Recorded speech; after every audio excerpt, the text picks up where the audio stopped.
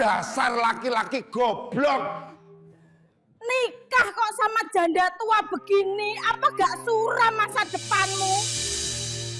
Assalamualaikum warahmatullahi wabarakatuh.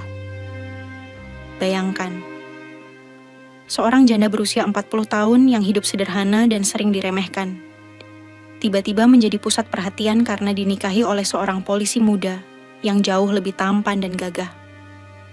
Di hari pernikahan yang seharusnya menjadi momen paling bahagia, justru berubah menjadi ajang penghinaan. Ayah dan ibu sang polisi datang tanpa diundang, lalu mencaci mempelai wanita di depan para tamu. Semua mata tertuju padanya, mencibir dan mencemooh. Ternyata, sahabat semuanya, sebelum kita mulai cerita ini, mari tuliskan di kolom komentar dari mana saja sahabat menonton cerita ini. Semoga yang subscribe channel ini, kami doakan semoga dimudahkan segala urusannya, dilapangkan rezekinya, disehatkan badannya, dan dikabulkan segala hajat dunia akhirat oleh Allah Subhanahu wa Ta'ala. Amin ya Rabbal Alamin. Sekarang mari kita mulai ceritanya. Sore itu, langit Kediri mendung, udara terasa berat. Tapi di halaman rumah Bu Rini, suasana berbeda. Balon-balon emas tergantung di antara tali lampu, dan suara musik gamelan perlahan mengalun dari pengeras suara kecil. Warga mulai berdatangan, sebagian tidak percaya, sebagian lagi sekadar penasaran. Bu Rini duduk diam di dalam kamar. Di depannya, seorang penata rias merapikan jilbab dan memasang hiasan kepala berhias payet emas. Tangannya gemetar, matanya sembab. Tapi senyumnya tetap berusaha ia pertahankan. Bu, nanti kalau bapak-bapak tanya, jawabannya tetap sama ya. Bu Rini nikah karena cinta, ucap Mbak Tari, tetangga yang sejak pagi membantu menyiapkan acara. Bu Rini hanya mengangguk pelan. Sementara itu, di luar, seorang pria muda berseragam polisi lengkap baru saja turun dari mobil. Tubuhnya tegap, wajahnya bersih, tapi matanya menyimpan kecemasan. Ia adalah Bayu, calon suami Bu Rini. Langkah Bayu menuju pelaminan membuat suasana mendadak senyap. Para tetangga yang sebelumnya tertawa-tawa, kini saling menatap heran. Seorang pemuda tampan berseragam resmi, berjalan ke arah pelaminan dengan kepala tertunduk. Beberapa ibu mulai berbisik.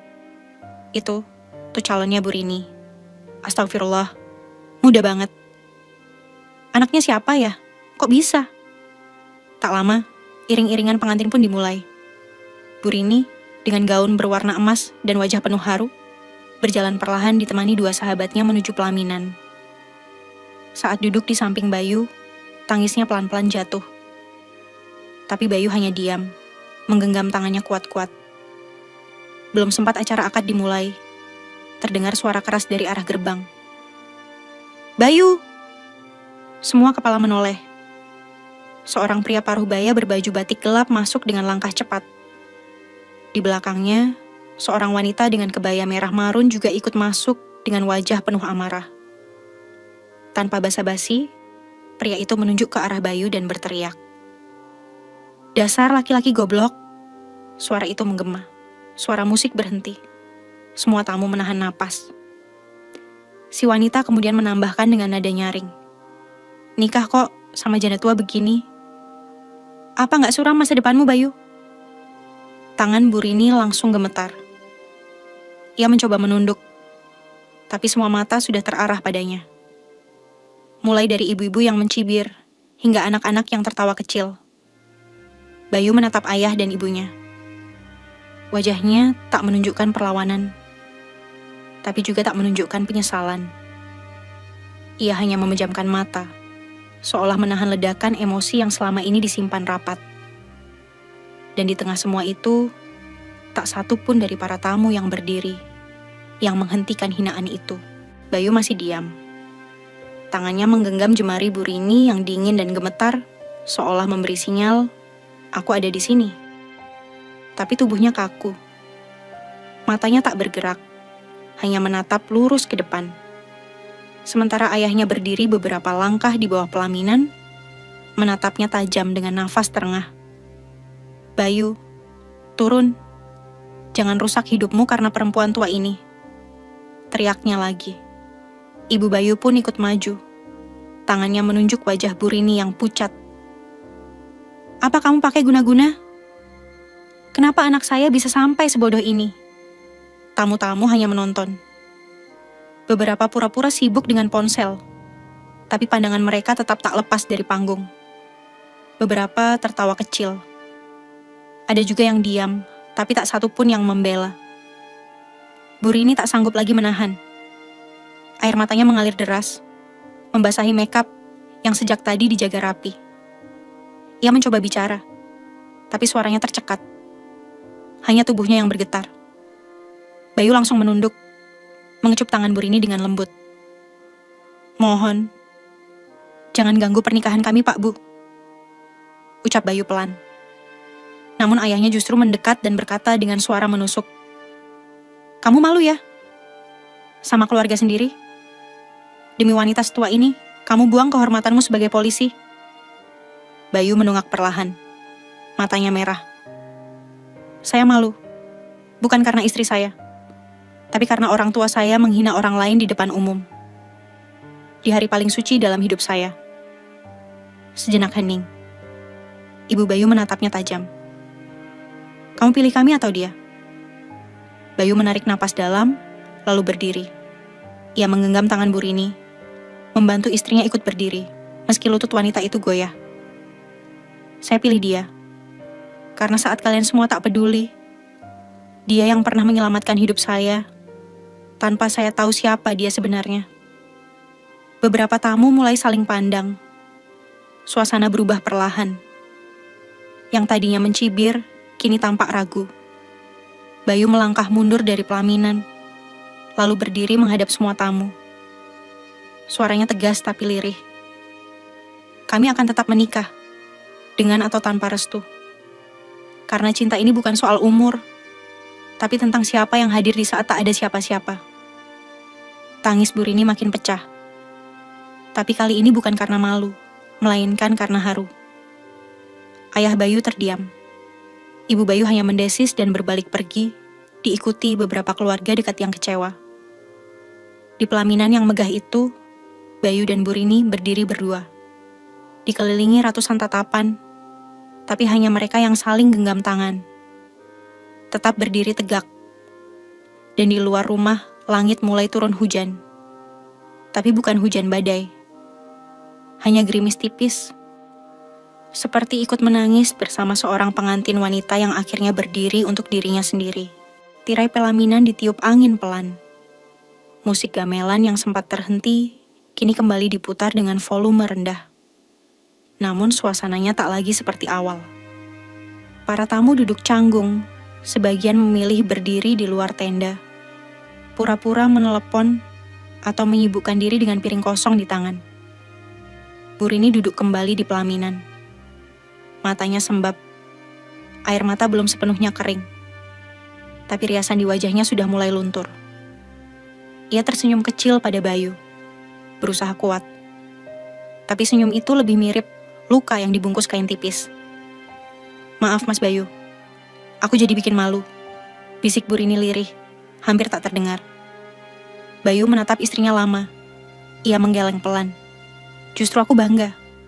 Di hadapan semua orang aku bangga jadi suamimu." Di sisi lain Pak Lurah mendekati mereka berdua. Membawa buku nikah yang tadi tertinggal karena keributan. "Maafkan tadi suasananya, tapi akad tetap harus diselesaikan," ujarnya pelan, sopan, dan penuh empati. Bayu mengangguk. Ia pun berdiri, membantu Bu Rini berdiri kembali. Tak ada kemeriahan, tak ada tepuk tangan. Tapi di sudut belakang, ada satu anak kecil yang berseru polos. "Ibu cantik kok. Aku suka bajunya." Terdengar tawa kecil. Sejenak, suasana mencair sedikit. Tapi tetap saja, bayang-bayang hinaan tadi masih menggantung di udara. Prosesi ijab kabul dilakukan dengan sederhana. Tanpa taburan bunga, tanpa sorak tamu. Hanya suara lembut penghulu, dan satu anggukan tegas dari Bayu. Saya terima nikahnya Rini binti Mahfudz dengan mas kawin tersebut. Tunai. Semua orang diam. Beberapa mulai menunduk. Bahkan ibu-ibu yang tadi mencibir pun kini lebih banyak menatap kosong. Tidak sedikit yang mulai merasa janggal, tapi tidak tahu harus berkata apa. Usai akad, Bayu langsung membuka kotak kecil yang telah ia siapkan. Di dalamnya ada selembar sertifikat rumah, kunci mobil, dan surat kepemilikan lahan yang terlipat rapi. Salah satu tamu bergumam, "Itu, apa benar itu maharnya?" Pak RT yang duduk paling depan mengangguk pelan. "Iya, saya yang menyaksikan sejak awal." Bayu berdiri, mengangkat kotak itu ke hadapan semua orang. "Saya hanya ingin kalian tahu, mahar ini bukan dari saya untuk Rini, tapi sebaliknya. Semua ini adalah milik beliau. Dan saya hanya seorang pria yang diberi kesempatan kedua oleh Allah untuk menebus hutang hati." Para tamu mendadak hening, tidak ada suara tertawa. Tidak ada lagi yang berani menunjuk-nunjuk. Dan di pelaminan itu, Bu Rini menunduk. Bukan karena malu, tapi karena terlalu lama ia menanggung hinaan. Dan hari itu, untuk pertama kalinya, seseorang berdiri membelanya di depan umum. Sore mulai menjelang malam. Langit perlahan menggelap, dan lampu-lampu gantung di tenda mulai menyala satu persatu, menghidupkan suasana yang sempat muram. Tapi di dalam dada Bu Rini, justru baru saja muncul terang kecil yang tak ia sangka akan hadir hari itu. Usai akad dan serah terima mahar, Bayu turun dari pelaminan. Ia menghampiri mikrofon yang diletakkan di dekat panggung. Semua mata langsung tertuju padanya. Termasuk tamu-tamu yang tadi berdiri di luar, kini mulai kembali mendekat. Bayu menarik napas dalam, lalu mulai bicara. "Saya tahu, banyak dari bapak ibu yang hari ini merasa aneh, bahkan menolak dengan pernikahan ini." Beberapa orang menunduk, tak berani menatap mata Bayu. Saya tidak marah, karena dulu saya juga menilai seseorang hanya dari tampilan luar. Saya kira cinta itu hanya milik mereka yang muda, cantik, atau mapan. Tapi hidup mengajarkan saya hal lain. Dan semua itu bermula 7 tahun lalu. Suasana mulai hening. Bahkan anak-anak kecil pun tak lagi berisik. 7 tahun lalu, saya hanyalah seorang mahasiswa tingkat akhir yang merantau di kota ini. Tak punya cukup uang, tak ada tempat tinggal. Saya pernah tergeletak di pinggir jalan karena demam tinggi dan kelaparan. Terdengar suara bisik-bisik kecil dari kerumunan.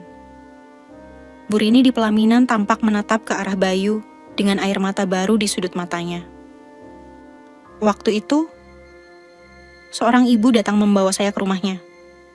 Dia rawat saya, beri makan, cuci pakaian saya, bahkan rela menjual kain jahitannya agar saya bisa beli obat. Tapi setelah saya sembuh, saya malah pergi diam-diam karena malu. Bayu berhenti sebentar. Suaranya bergetar. Saya tidak pernah tahu siapa nama beliau. Hingga suatu hari, saat saya kembali ke kota ini sebagai polisi. Saya melihatnya duduk di pinggir jalan, menjahit baju sobek anak-anak panti. Beberapa tamu mulai terisak. Ada yang menutup mulutnya. Ada yang mulai meneteskan air mata diam-diam. Saya cari tahu. Dan saat saya yakin, saya putuskan satu hal. Saya harus menebus janji saya sendiri. Saya pernah bilang dalam hati, kalau suatu hari saya sukses, saya akan kembali mencari ibu itu dan membalas semuanya. Bayu lalu menoleh ke arah pelaminan. Ibu itu adalah Rini binti Mahfudz, perempuan yang hari ini saya nikahi. Tangis langsung pecah di beberapa sudut, termasuk Pak RT yang dari tadi mematung di kursinya. Jadi, kalau kalian tanya, kenapa saya pilih janda 40 tahun? Karena beliau lebih mulia dari wanita manapun yang pernah saya kenal. Seketika, suasana berubah. Tangan-tangan yang tadi menunjuk, kini mulai terlipat di dada. Mulut-mulut yang mencibir, kini tertutup rapat. Dan Bu Rini, Tak lagi menangis karena sedih, tapi karena Allah menunjukkan bahwa setiap kebaikan, sekecil apapun akan kembali pada waktu yang paling indah. Selesai Bayu bicara, suasana pesta sunyi.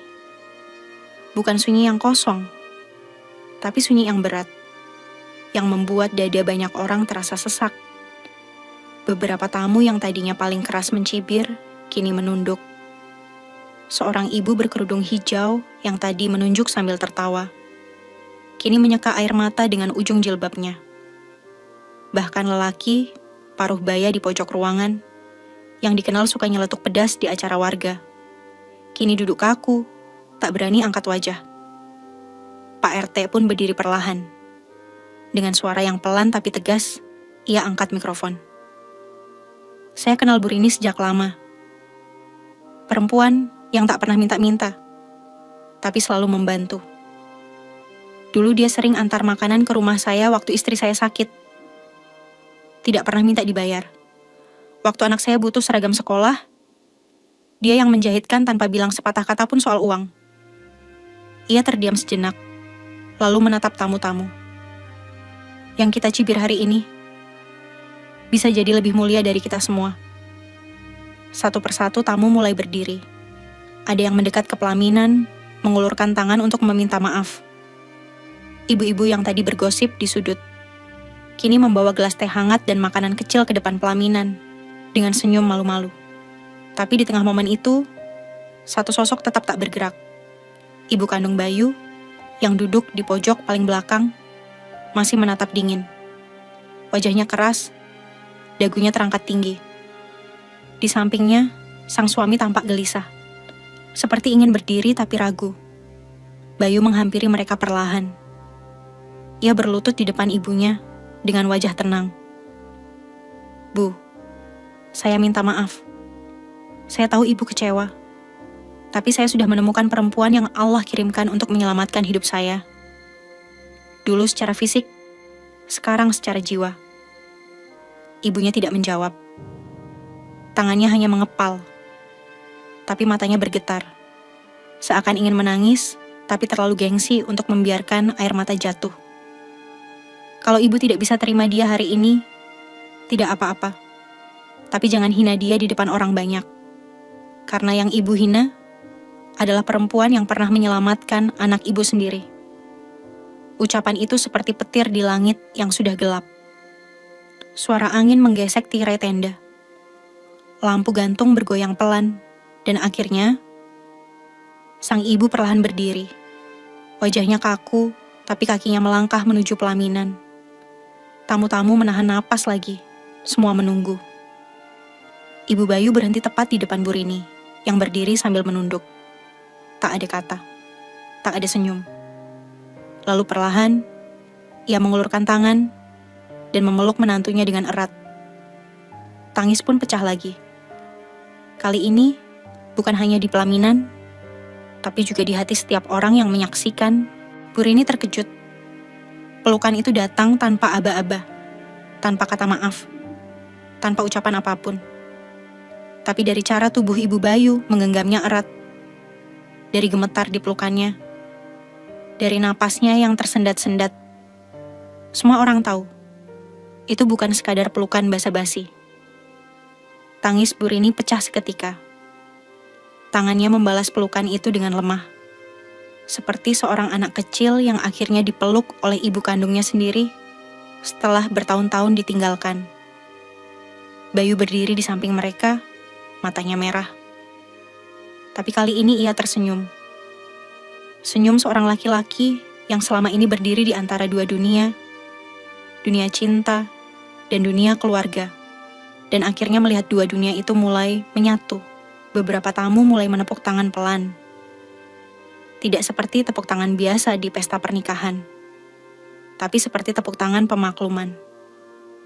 Tanda bahwa hari ini bukan sekadar hari pernikahan, tapi hari pembelajaran. Ibu Bayu akhirnya melepaskan pelukannya.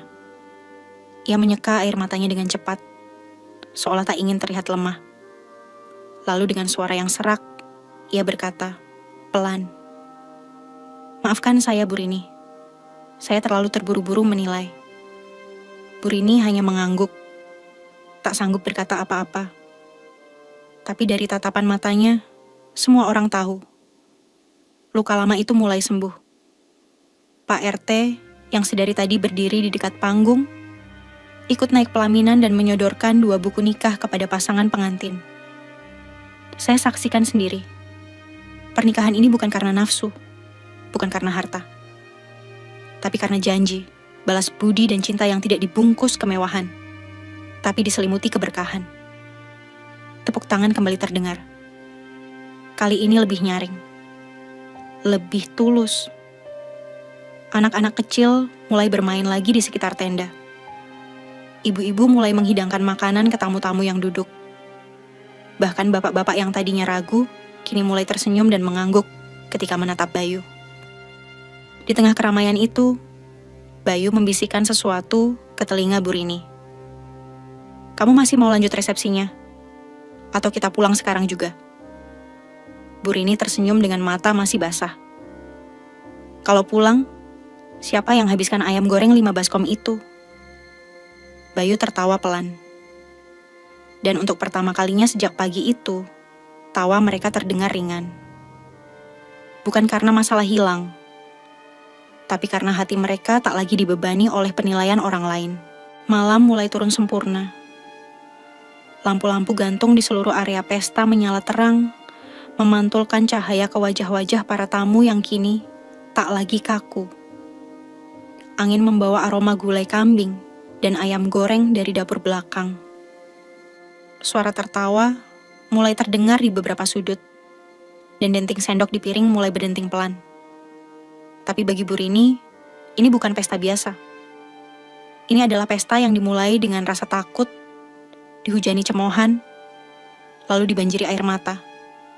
Tapi kini perlahan berubah jadi pesta penerimaan. Ia berjalan pelan ke arah tamu-tamu, ditemani Bayu. Beberapa tetangga yang sebelumnya menghindar, kini berdiri dan menyambut mereka. Maaf ya Bu, saya sempat salah sangka. Ucap seorang ibu sambil menggenggam tangan Bu Rini. Ibu luar biasa, Bu. Anak saya sampai nanya, kenapa semua orang nangis di pelaminan barusan? Tambah tetangga lainnya sambil tertawa pelan. Bu Rini hanya tersenyum dan mengangguk. Tak banyak kata yang keluar, tapi sorot matanya berbicara banyak. Bukan sorot kemenangan, bukan juga pembuktian, tapi syukur yang dalam. Di tengah-tengah tenda, sebuah kejutan datang lagi. Pak Lurah naik ke panggung, membawa mikrofon, lalu mengumumkan. Sebagai bentuk apresiasi atas kisah luar biasa yang kita saksikan hari ini, saya atas nama warga mengangkat Bu Rini dan Mas Bayu sebagai Duta Kehormatan Keluarga Teladan Desa tahun ini. Tepuk tangan langsung pecah. Kamera dari wartawan lokal yang sejak tadi meliput acara mulai menyorot ke arah panggung. Bahkan stasiun radio lokal yang hadir untuk meliput pernikahan mulai menyiarkan langsung suasana yang menghangat kembali. Bayu terlihat tertawa kecil, mengangkat alis ke arah Bu Rini. Siapa sangka ya, dari yang mau dihujat rame-rame, sekarang malah jadi duta desa. Bu Rini menahan tawa sambil mencubit pelan lengan suaminya. Gara-gara kamu juga, Mas. Di ujung tenda, 2 kursi kosong yang tadi ditempati orang tua Bayu kini telah diduduki kembali. Sang ibu tampak mulai tersenyum, walau masih canggung. Ayah Bayu menatap ke arah pelaminan dan mengangguk pelan, seperti ingin berkata, "Kamu sudah dewasa, Nak." Beberapa anak kecil mendekat ke arah pelaminan dan bersalaman sambil memberi bunga. Bu Rini menyambut mereka satu persatu.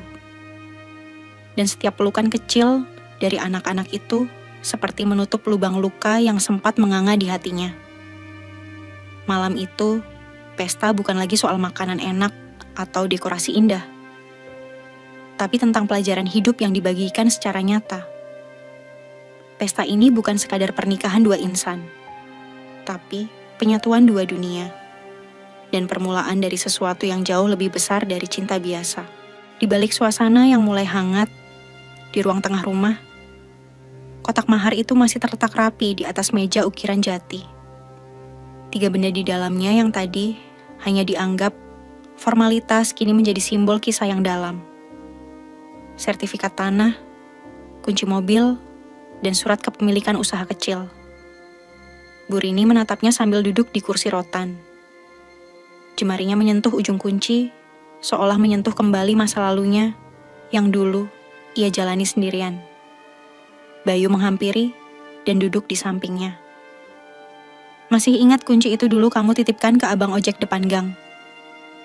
Katanya, kalau kamu nggak balik dalam 3 hari, minta dikembalikan ke pemilik warung makan sebelah panti. Bu Rini tersenyum kecil. Waktu itu aku pikir, umurku udah nggak lama. Bayu menatapnya dengan sorot yang dalam. Tapi Allah kasih umur panjang. Biar kita ketemu di sini. Hening 1 jam. Angin masuk dari jendela yang terbuka, meniup pelan tirai tipis warna putih gading.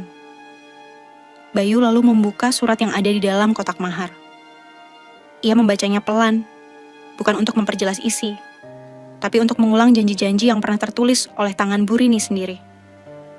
Surat itu adalah surat hibah. Ditulis 7 tahun lalu. Isinya, pemberian usaha warung dan rumah kepada siapapun yang berhasil menyelamatkan hidup pemilik surat itu. Bayu memandang istrinya. Kamu beneran niat ngasih semua ini ke siapa aja yang nolong kamu waktu itu? Waktu itu aku pikir, siapapun yang bisa selamatin aku. Berarti dia dititipin Allah buat jagain aku. Bayu menggenggam tangan istrinya. Sekarang kamu yakin orang itu sudah datang?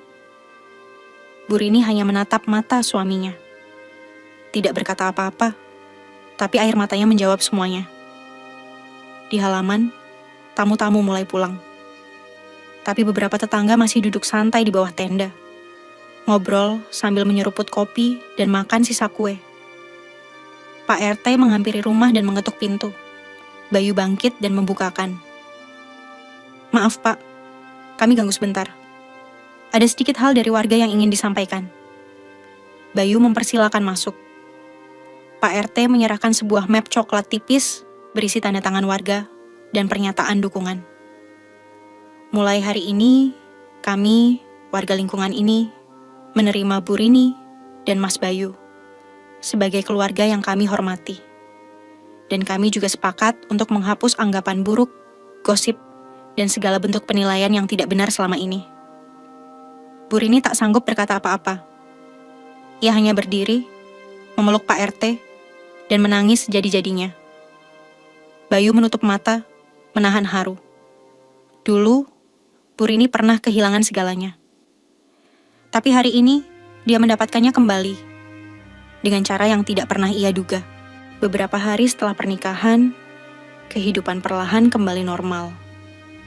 Tapi bagi warga sekitar, peristiwa itu masih menjadi bahan perbincangan di warung kopi dan pos ronda.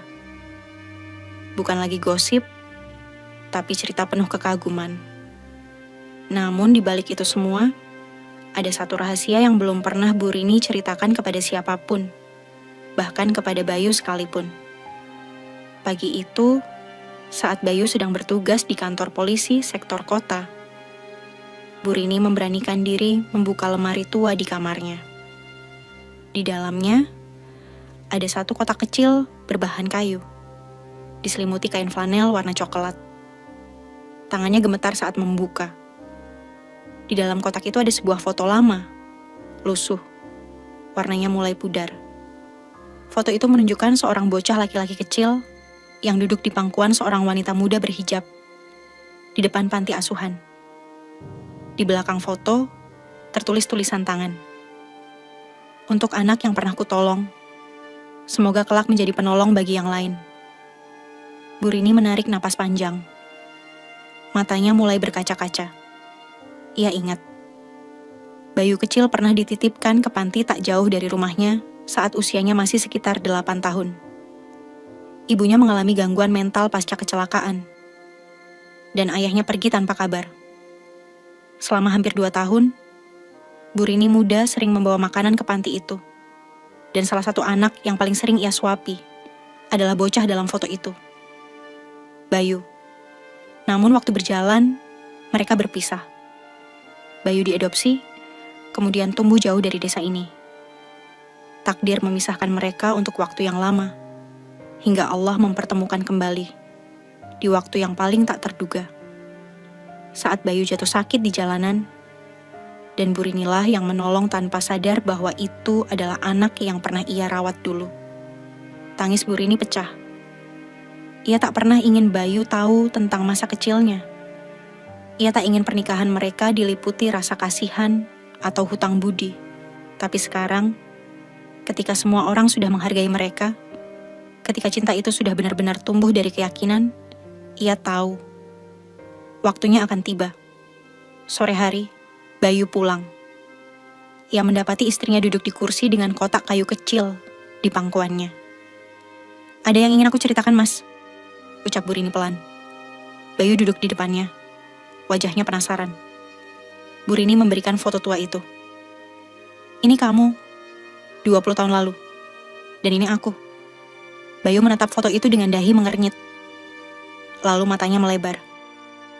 Ia menyentuh permukaan foto, lalu menatap wajah Burini dengan mata yang berkaca-kaca.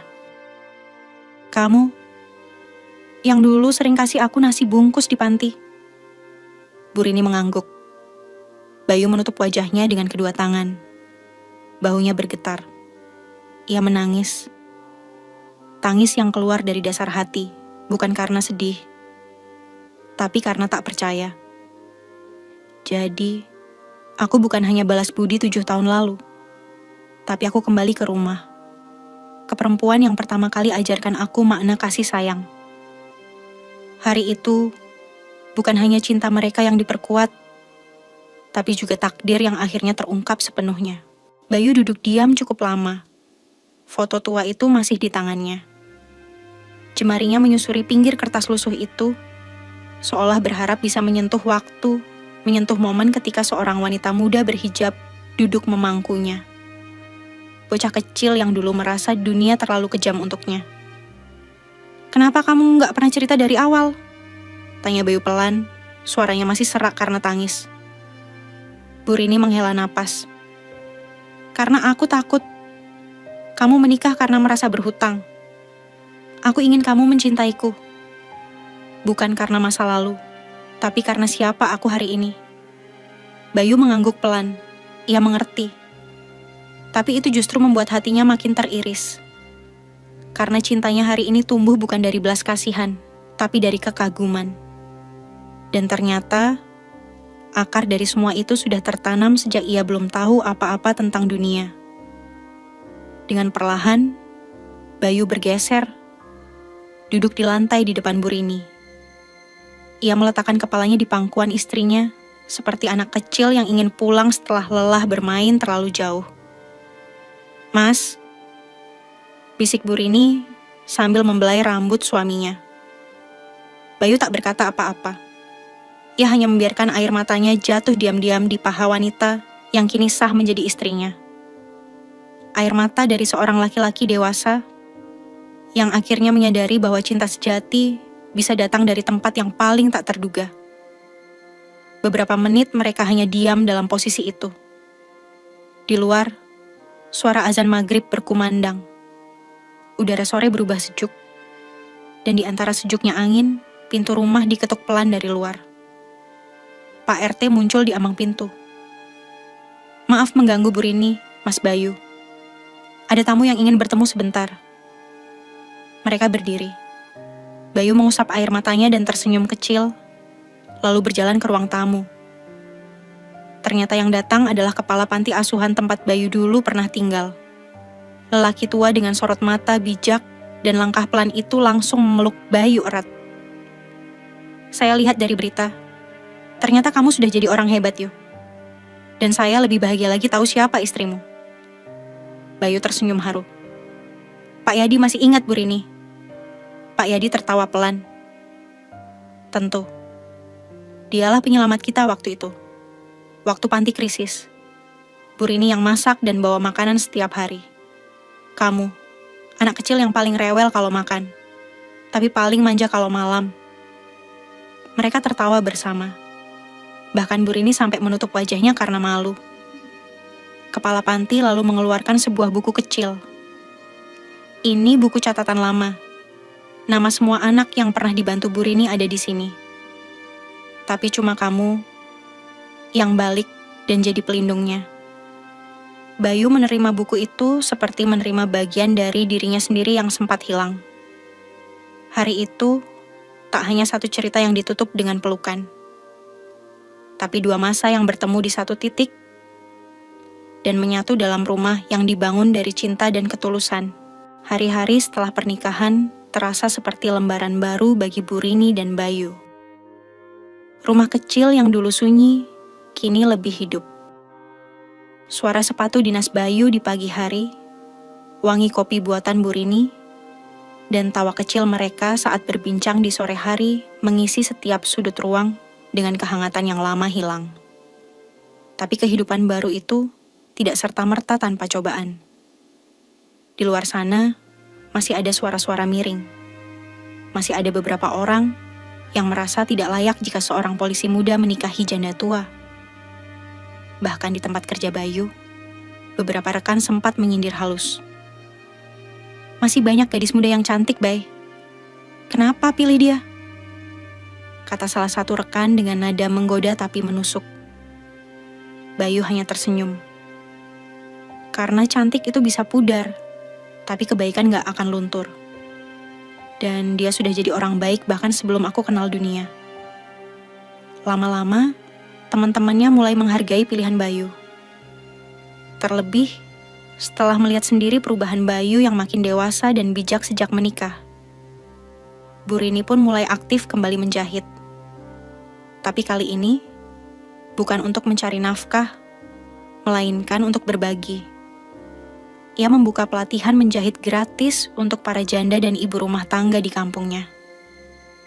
Setiap minggu, rumah mereka dipenuhi tawa para ibu dan anak-anak kecil yang ikut bermain di teras.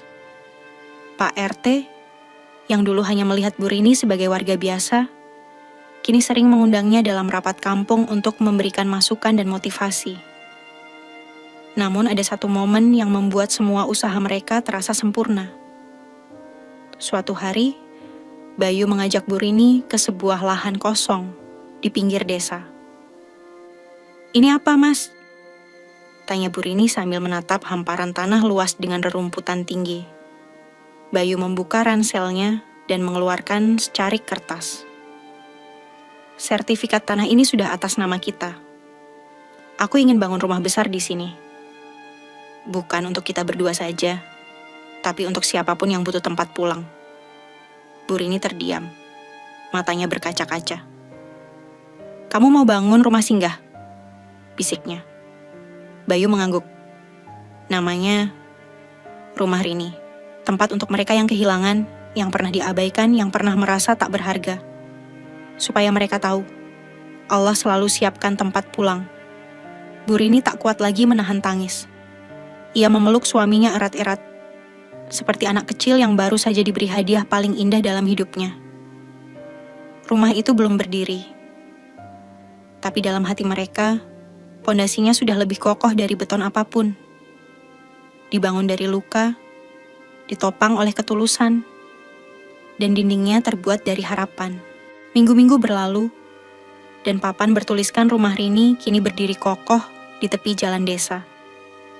Belum banyak yang tahu tempat itu, tapi siapapun yang lewat pasti menoleh 2 kali. Bukan karena kemewahannya, rumah itu sederhana, berdinding bata merah yang belum diplester penuh, atapnya dari genteng tanah liat, tapi karena atmosfernya terasa berbeda. Setiap hari, ada saja orang datang. Seorang anak laki-laki yang kabur dari rumah karena dimarahi ibunya. Seorang wanita muda dengan wajah penuh luka yang ternyata korban kekerasan rumah tangga. Seorang kakek tua yang tertinggal di pasar bingung jalan pulang. Dan semua mereka disambut oleh Bu Rini. Ia tak pernah tanya siapa, dari mana, atau kenapa mereka datang. Ia hanya menyodorkan segelas air, tempat duduk, dan sapaan hangat. Bayu juga hadir. Kadang dalam seragam dinas, kadang mengenakan kaos oblong dan celana santai. Tapi siapapun yang datang ke rumah Rini tahu, mereka sedang bertamu di rumah yang dibangun oleh cinta paling tulus yang pernah disaksikan kampung itu. Nama Bu Rini, yang dulu jadi bahan tertawaan, kini jadi simbol kekuatan. Orang-orang yang dulu menghina, kini datang membawa anak-anak mereka minta didoakan. Bahkan orang tua Bayu, yang dulu paling keras menolak, kini sering datang setiap akhir pekan untuk membantu masak dan membersihkan halaman rumah. Suatu hari, seorang wartawan dari media nasional datang. Ia duduk bersama Bayu dan Bu Rini di ruang tamu rumah Rini. Saya dengar tempat ini dibangun bukan dari dana pemerintah. Murni dari kalian berdua. Bayu mengangguk. Kami gak punya banyak, tapi kami punya cukup. Dan dari cukup itu, Allah limpahkan berkah. Kenapa pakai nama rumah Rini? Tanya si wartawan lagi, penasaran. Bayu menatap istrinya dan menjawab, karena nama itu dulu dihina. Sekarang waktunya jadi cahaya. Tulisan tentang rumah Rini viral di media sosial. Banyak orang dari luar kota mulai mengirim bantuan. Alat-alat dapur, buku untuk anak-anak, bahkan mesin jahit baru.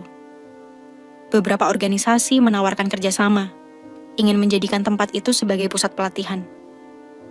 Tapi Bu Rini tetap sederhana. Ia tak ingin kehilangan akar. Selama tempat ini masih bisa buat orang duduk, minum, dan merasa pulang, itu cukup, ucapnya pelan. Di tengah ketenaran baru, Bu Rini dan Bayu justru semakin rendah hati. Mereka tidak mengejar nama besar, hanya ingin menjaga satu hal, agar tidak ada lagi orang yang merasakan sepi, seperti yang dulu pernah Bu Rini rasakan.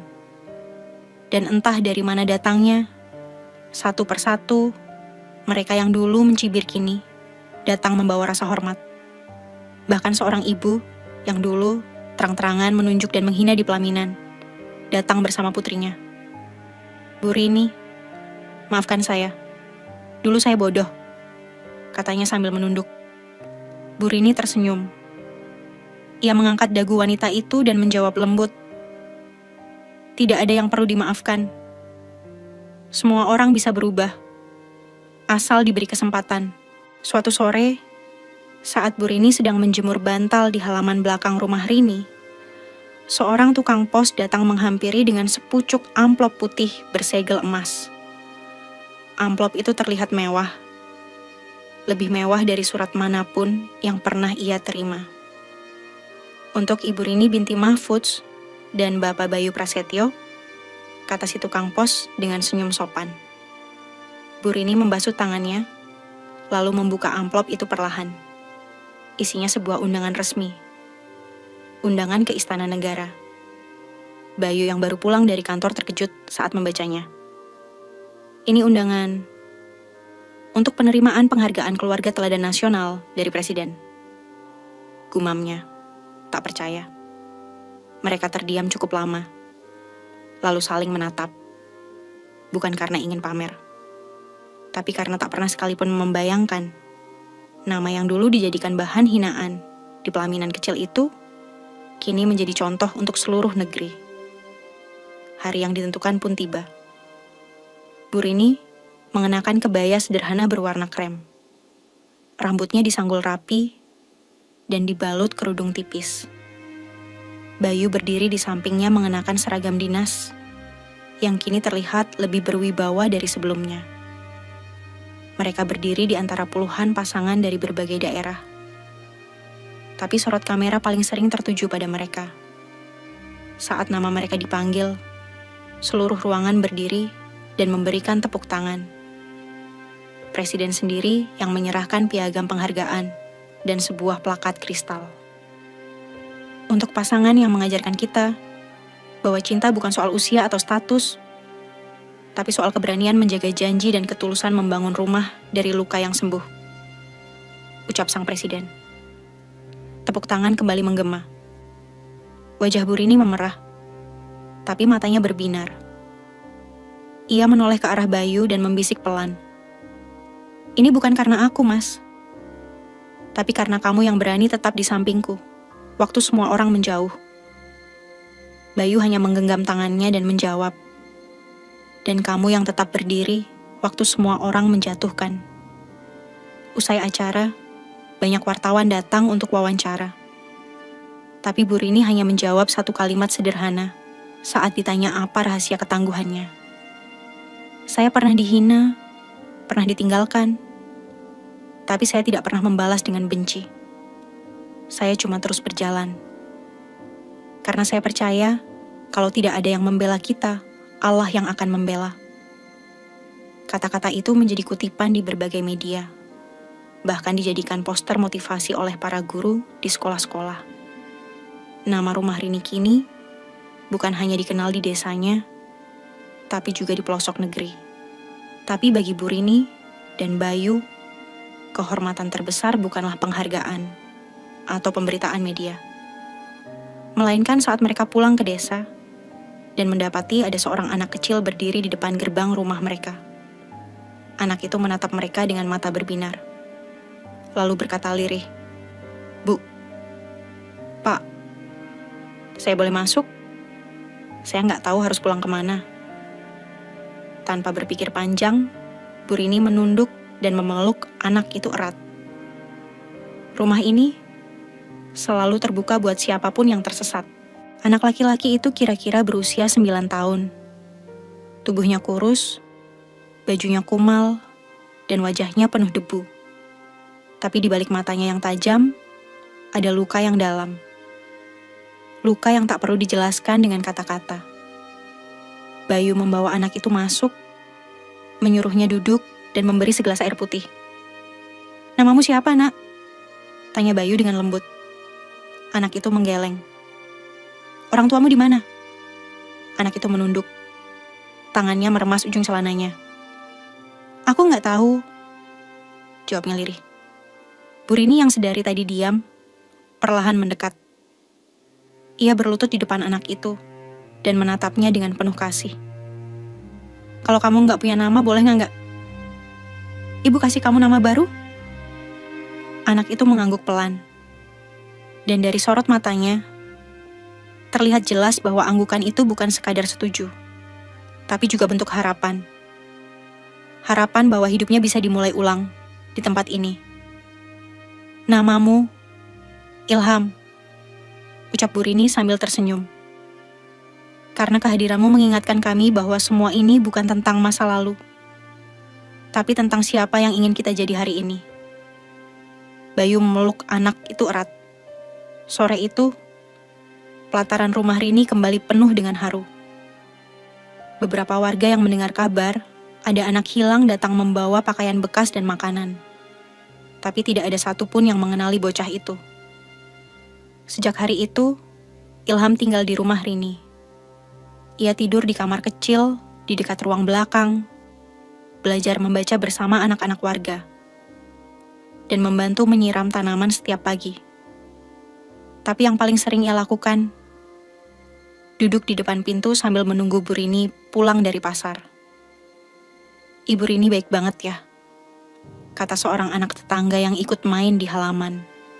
Ilham hanya mengangguk, tapi di hatinya, ia tahu tempat ini bukan sekadar rumah, tapi pelabuhan terakhir yang diberikan Allah untuknya.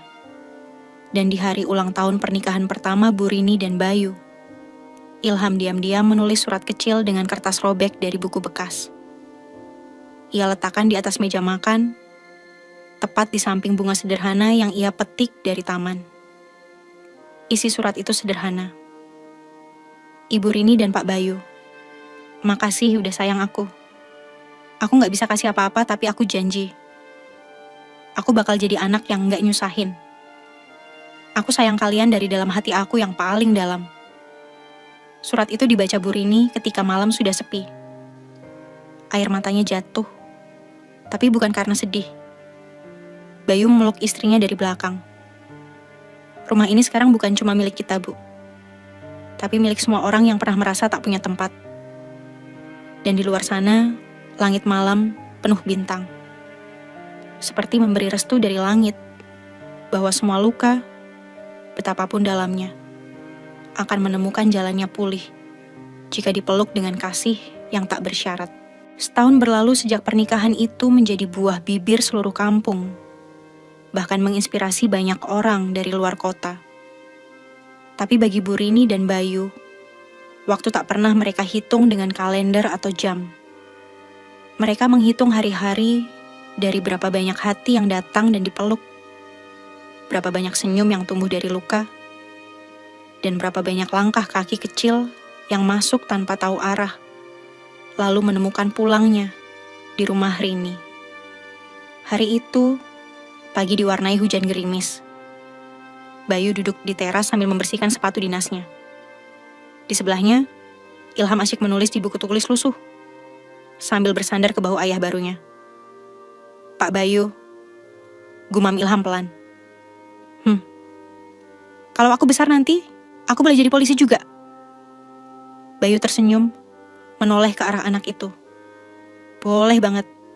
Tapi kamu harus tahu, jadi polisi itu bukan soal seragam atau senjata, tapi soal menjaga, melindungi, dan jadi tempat aman untuk orang lain." Ilham mengangguk mantap. Sementara itu, Bu Rini sibuk menata nasi bungkus di meja.